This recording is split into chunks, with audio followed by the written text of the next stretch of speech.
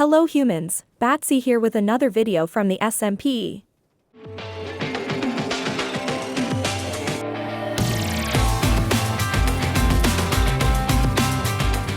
Under me, there is a pile of ores, a very big pile of stuff I need to process.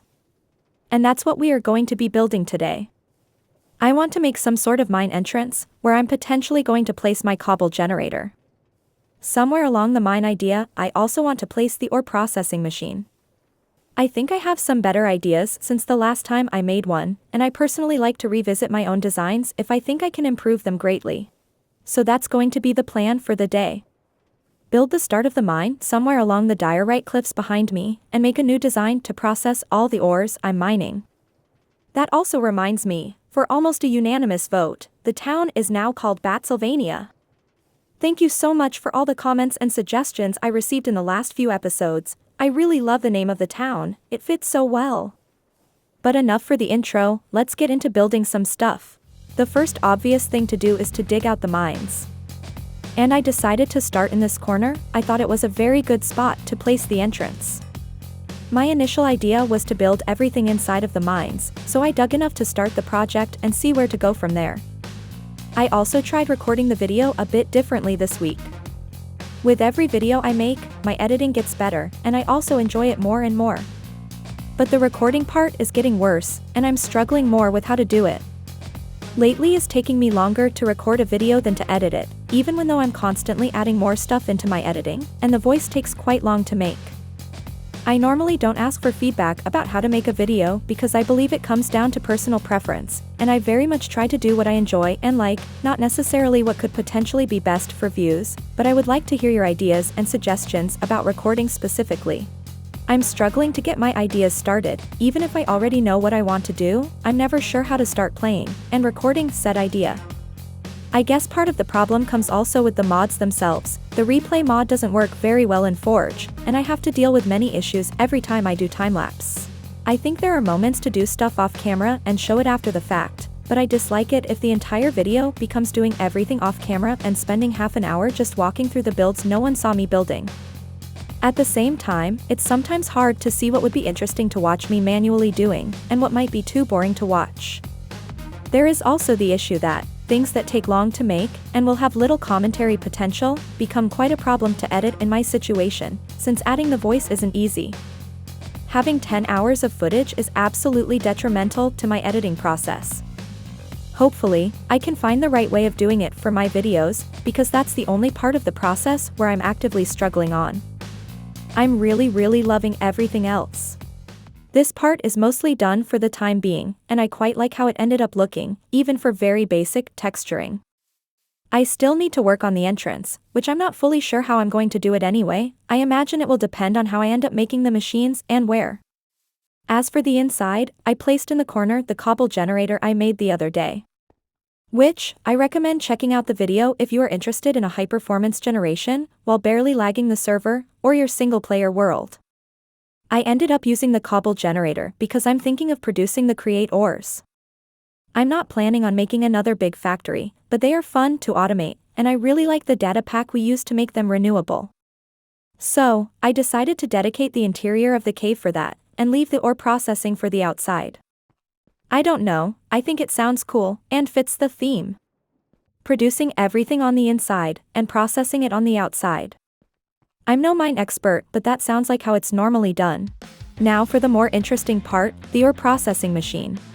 I laid down a belt to extract the ores from the mountain, and followed it with the crushing setup.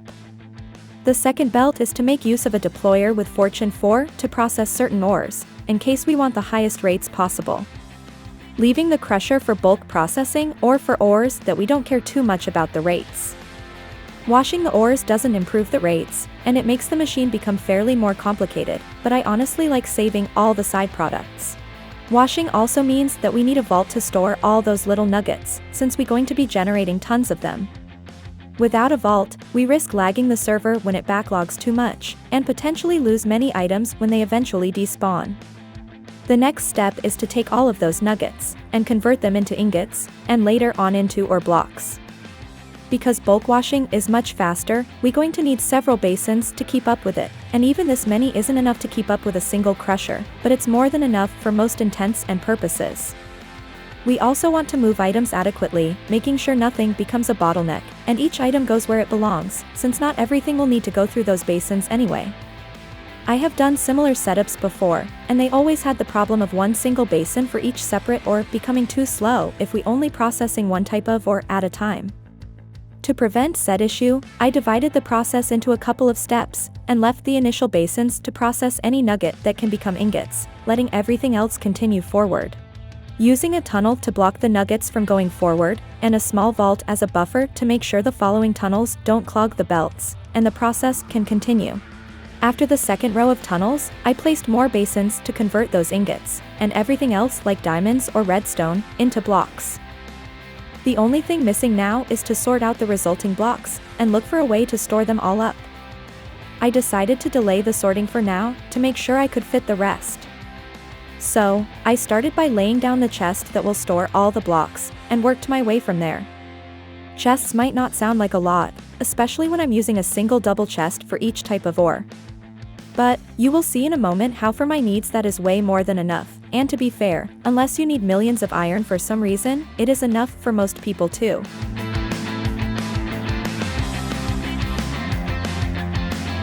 Having the chests in place, and having decided what each of them was going to contain, I started to look for a way to sort them all up, and I decided to go for a pretty big tunnel setup.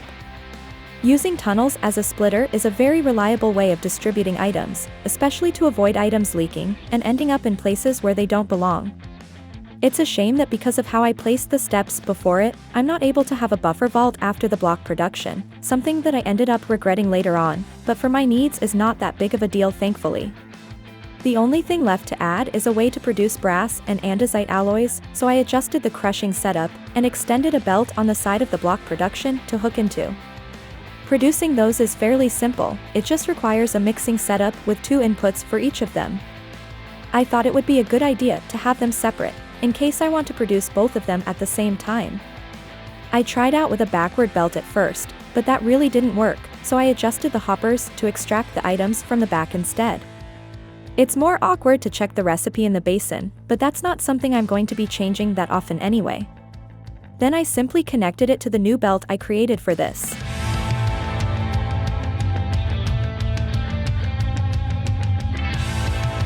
At this stage I decided to power it up, so I could start working on all the connections, and the details of it. Not entirely sure why on the replay it doesn't look like it's moving at all, but I assure you it is. It takes some time to make sure that everything is rotating in the right direction, but it's something that I very much prefer doing when I'm done. Otherwise, you might find yourself going back and forth whenever you change a single gearbox, and that happens to ruin the rotation of half the build.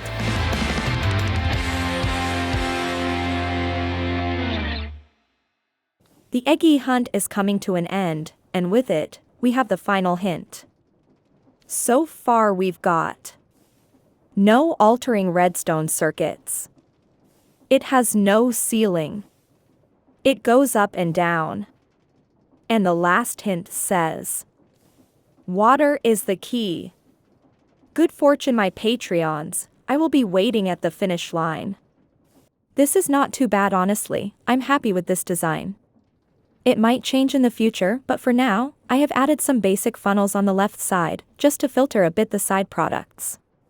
The rest of the more important blocks have each one its own tunnel. It won't work that fast to become a problem, and of course, I had to use a filter at the very left for this small section.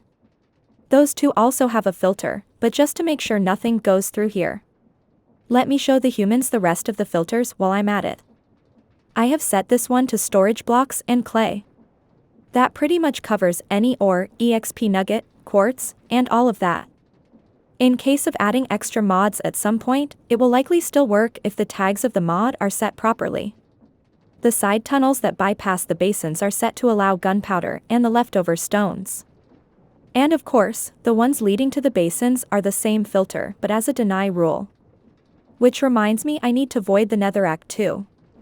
The main basins are set to ingots, which should also work for any extra mods we add, unless the tags on the mod are wrongly set. The last filter is set to the few nuggets that we can obtain via washing in this current mod pack. I believe that's pretty much it, everything else doesn't need any filters to operate. Not sure if I showed it on the time-lapse, but I ended up turning this machine around. That silly backward belt I tried to use clearly didn't work. It's still pretty decent as it is, I was just hoping to be able to see the basin filter from the front. It can still be accessed from behind, so it's alright to be honest. The output of this is connected to the side of the second tunnels, which makes sure that the ingots are fed into the system before the packing basins, and not after. That way we can also pack those up and store them properly. This system also allows for extensions if we need to produce more ingots that don't involve washing. We can simply connect anything to the side, and so long as it's connected before the packing basins, it should work alright. We could even extend over here if we really needed it. Of course, it makes no sense for this base, but it is an option. Now I just need to decorate all of this, and see if I can make it look any pretty. There is a lot of room for expansion, but not sure if I will be adding more machines, or simply placing some decorations and things for the mines. Yeah, I think I will be adding some supplies and other decorations that fit with the mines. I don't want to place even more machines up here, not when inside it will also be filled with them. Several hours later. And just like that, all the decorations are complete. I totally didn't spend an entire afternoon building around with some podcasts in the background. But that aside, I think I ended up doing a pretty good job honestly, it was quite the chill afternoon, and the result is just fantastic. Let me give the humans a little tour of what I've done. As I mentioned before, this first section I ended up using it for supplies and decorations for the mines. I was quite against adding more machines, and even though it's a simple design, I think it looks pretty cool. On the right side, we have some crates, barrels, coal, things like that. We also have some stones for building, and potentially things that they have removed from the mountain. I added some TNT, and minecarts to go with the theme, I think it's quite fitting. I imagine they're gonna need it to blow up the bigger and harder rocks or something like that. Honestly, I have no idea how mines work. The last little building has food supplies, which I think they look amazing. Farmer's Delight adds really awesome blocks into the game, even just as decorations. I personally love the rice bag, but all of them look super cool. It really makes it look like food supplies, and not just crates and pumpkins. I'm so happy with how this one turned out. I also found these little flower boxes from another furniture mod, and I thought they are quite amazing to use with azaleas. They look so much cooler than using pots, and even lets you use 2 of them per block. All in all, I love this one, even though it's super simple to be honest. The rest is also looking pretty cool, though maybe I overdid the decorations on that roof to be fair. There is this kind of empty space that I'm thinking about adding a crane or something like that. I'm not sure how well is that going to work because it is supposed to go another building in here, and that will leave little space for a crane. The other side is a bit more simple, I just added a little tree, and some fences to tie it up, which I followed with cast iron ones for the more industrial parts. I was almost going to use bricks for it, but I thought I would leave it a bit more open, and go mostly with cast iron and copper for this one. I personally love the right section of the roof, I think this corner looks super cool. But the entire roof looks amazing, I'm pretty happy with it. I just kept adding stuff that made sense in my mind, and I think it ended up being a pretty sick build. Even from far away, I think it looks pretty nice, and it should combine well when more buildings fill up the rest. Yeah, for sure, I think it's going to look really cool when it's done. I have added some chests here to unload all the ores I mine, which I will be using in a moment for all those chests I have outside. Also means that I need to remove this connecting to the vault, it doesn't make sense anymore, since I changed of plans. This also changed a little bit since last time, more than changed, I actually made it work, instead of throwing it as a placeholder. With a deployer to place the diamonds and stuff like that, and the top one to mine them. It's not the fastest setup, but it's only there for the small things anyway. It's time to speed up that section of the town, and start processing up some ore, because it's going to take a long while to do that many chests. I almost forgot to mention, something I really love about this storage system. Yes, it's very handy to access all of those vaults with the toolboxes, but do you know what's the best feature of the boxes? The fact that you can aim at a block and use the middle mouse, just like in Creative, to link up that slot with one of the boxes from the system. Then you can simply unlink it when you are done with it. It's such a good mechanic, especially combined with the flight anchor. It makes building things like this become so much easier. I'm so in love with my storage system. Several more hours later. All the ores have finally been processed, and gods, that really took a long while, when though this system is pretty fast. Let me show you right away something I have changed. I have added this stock threshold, which is connected to the crusher. I decided to completely fill those chests, and everything was doing fine up until I started washing copper and iron. They give so many nuggets that it completely flooded the system. I've got this much iron, and I'm sure I lost another entire row of it because I didn't notice it in time. I had a bit less raw ore than zinc, but zinc I ended up getting pretty much twice as many blocks than iron. Coal I didn't have much to begin with, but I'm sure I also lost a ton of it. Redstone I really got an absurd amount, almost one entire row, and 6 entire shulkers filled with blocks. All of them are completely filled, and the same goes for the quartz. I'm thankful I stopped taking more of it, I wouldn't know what to do with that much. I also made a decent amount of spare rocks with this, which I need to compact another shulker of deep slate by the looks of it. And if you're wondering how they look the way they look, I'm simply using the shulker labels resource pack and adding whatever block I want to display as the name of the shulker box. It's a really handy tool. I'm really happy with this build, with how it looks, and how well it works. I was honestly starting to need a real processing section. Mining by hand was becoming quite bad, because I was still using the workstation and crafting things by hand. I also took the chance during the week to make a more refined schematic to share with you all, so let's jump into Creative, and let me show you what I've done about it. This is what I came up with after several iterations of the same design, and if you're wondering, yes, I use blueprints as a backup so I can go back to check other stuff if necessary. It's very similar to the other design, using the tunnels to distribute the ores along the chests. I also added a setup to produce andesite alloys and brass ingots. It doesn't take a whole lot of space, and I honestly think it's very much required to have. It's using a similar principle to mine, with few chests to dump all the ores we want to process.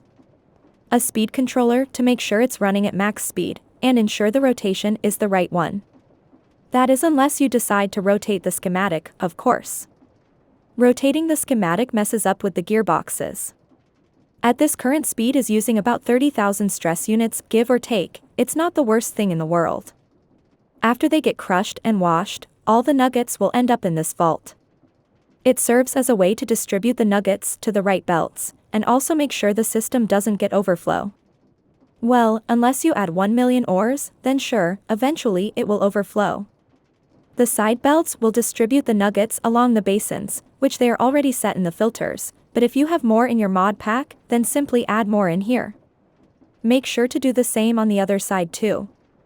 The basins are set to forge ingots, which should take care of the ingots for most mods, but I can't guarantee all the mods are using the right tags. You can edit the filter as you see fit. The tunnels are here to prevent the nuggets from going through, and let everything else move forward. And the same goes for the other side of it. All the ingots will be thrown in the middle and will get picked up by the buffer vault.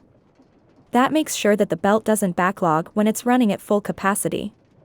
Everything will eventually reach the second tunnel, which will distribute the items between those that can get packed, and the rest that can't. The next section is set to storage blocks, which should take care of the ore blocks for most mods, but the same as before, I can't guarantee all mods use the right tags.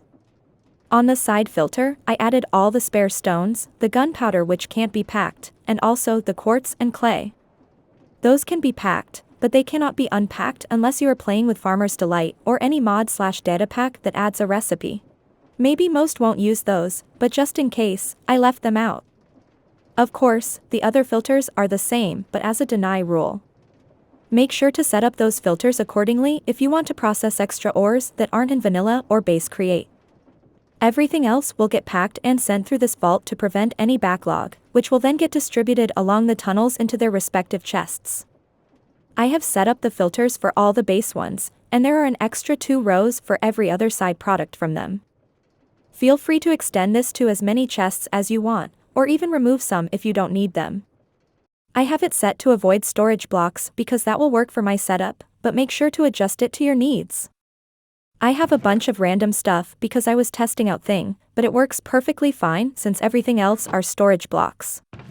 This little setup we saw at the beginning is connected to the second tunnel, so it feeds the system before the packing setup, that way makes sure those ingots also get packed into blocks. And that is pretty much the entire schematic. Now let's place it down and fix a couple of issues that might occur during the process. First, I'm going to save it as /batc or processing. Now we look for a place to put this down, which you will have to use the Canon if you are to survival. In my case, I will simply print it in place. The first thing we want to do is fix all the vaults. They nearly always get screwed up, and that can often mess with the contraption. Next, we need to take some water, come into this door at the side, and make sure to fill up the bottom of the crusher with water. You can place it right under the crushers, or in the funnel, even in both blocks is fine to make sure. The last thing is to connect our power source into the side of the speed controller, which is this block over here. Of course it can work by powering it up in other places, but I won't guarantee that it won't mess up with the rotation direction. While I was fixing vaults, I noticed that this is something that can happen too. This won't break the farm, but I would recommend removing it with a wrench so it goes to the vault, as it should. The same goes for this one on the other side. And that is pretty much it. We got a functioning or processing build for our base. There can still be other bugs that come from Create, and from schematics, so don't hesitate to ask in the comments. I try to reply to them as often as I can. I hope the humans enjoy this schematic, and that you all had fun watching this video. I had a lot of fun editing it, and trying out new stuff. But I'm still going to try to find better ways of recording. Hopefully I can speed up the process, and have more free time for other projects. Thank you so much for watching, and I will see you all in the next one. Bye!